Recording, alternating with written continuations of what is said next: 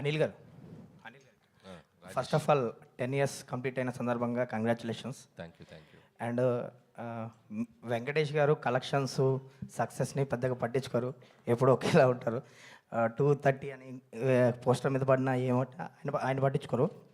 But as a డైరెక్టర్గా మీరు చెప్పండి, అంటే ఇంత వ్యూవర్షిప్ వచ్చింది ఈ సినిమాకి, ఇంతమంది చూశారు, అంటే ప్రతి టికెట్ కౌంటే కదా, సో ఎలా ఫీల్ అవుతున్నారు ఈ సక్సెస్ని? అదే తెగిన ప్రతి టికెట్ వెంకటేష్ గారు, నేను మార్నింగ్ నుంచి వెంకటేష్ గారు పక్కన కూర్చొని, వెంకటేష్ గారి దగ్గర ఒక ఎనర్జీ ఉంది. ఎంత హై వచ్చినా కూడా చాలా కామ్గా, చాలా కూల్గా దాన్ని ఇమీడియట్గా తీసి పక్కన పెట్టి మూవ్ అవుతారు. సో మార్నింగ్ నుంచి ఆయనతో వచ్చిన దగ్గర నుంచి ఆ టెక్నిక్స్ తెలుసుకుంటున్నాను. సార్ ఎలా సార్ ఇప్పుడు చిన్నగా నేను కామ్ డౌన్ అయిపోవాలి అని చెప్పి. రాజేష్ చాలా హ్యాపీగా ఉంది.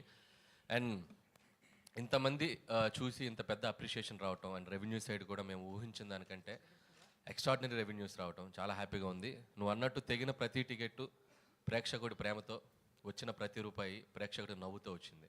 So you are all very happy. And ఈ సినిమాకి సంబంధించి ఫ్యామిలీస్ థియేటర్స్కి రావడం జరిగింది. అంటే చాలా ఏళ్ళ తర్వాత మళ్ళీ 30 members, 40 members, 20 members అలా థియేటర్స్లో వాళ్ళు ఫొటోస్ పెడుతున్నారు.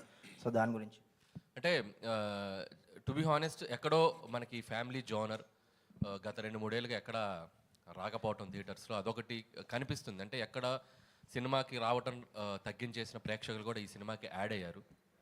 నువ్వు అన్నట్టు ఫ్యామిలీస్ తెగితే 20, 25, 30 టికెట్లు తెగుతేళ్ళినాయి ఒక్కొక్క చోట. అండ్ ఇంకోటి ఏంటంటే, నాకు ఒక ఎమోషనల్ మూమెంట్ ఏంటంటే, మా ఫ్రెండ్ ఒక అతను కాల్ చేశారు.